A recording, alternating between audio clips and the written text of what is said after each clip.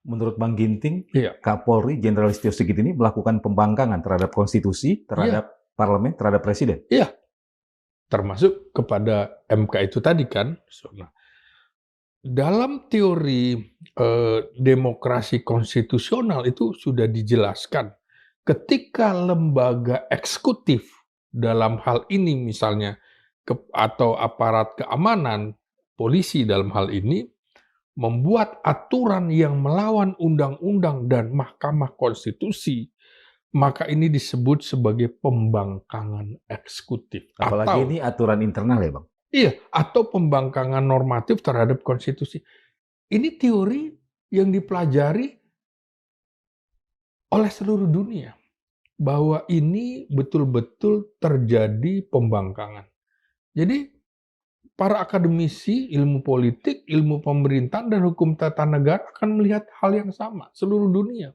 Dan ini sedang menjadi sorotan, bahwa Indonesia sedang menuju negara yang mengabaikan konstitusinya.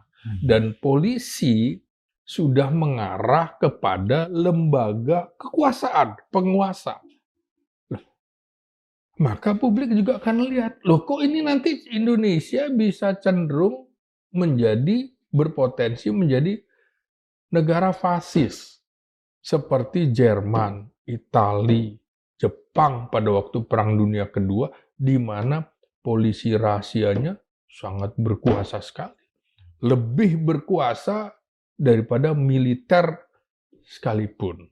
Makanya menurut saya, kalau dari relasi sipil aparat negara, maka ini namanya gejala repolitisasi politik.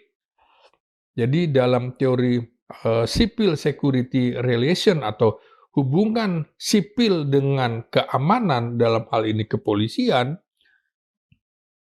polisi pasca reformasi itu ditempatkan sebagai aparat sipil, tapi dalam kurung bersenjata. Dia polisi maka harus sebagai apa yang netral secara politik. Tidak boleh masuk ke wilayah politik praktis, tapi tetap politik negara.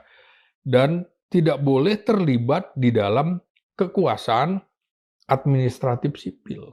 Nah ini, Perpol ini itu cenderung terlibat di dalam kekuasaan administratif sipil. Padahal kalau kita lihat lagi secara politik, peraturan polisi nomor 10 tahun 2025 ini menunjukkan kembalinya polisi ke ruang kekuasaan sipil. Nah, berarti penempatan polisi aktif di jabatan sipil, polisi tidak hanya menjaga aturan tetapi ikut memproduksi dan mengagendakan kebijakan sipil. Semakin luas kekuasaan polisi, dan ini juga mengaburkan batas law enforcement dan policy making. Dalam pengertian mengaburkan batas penegakan hukum dan juga pembuat kebijakan. Ini dia aparat hukum loh. Ya, oke. Ya.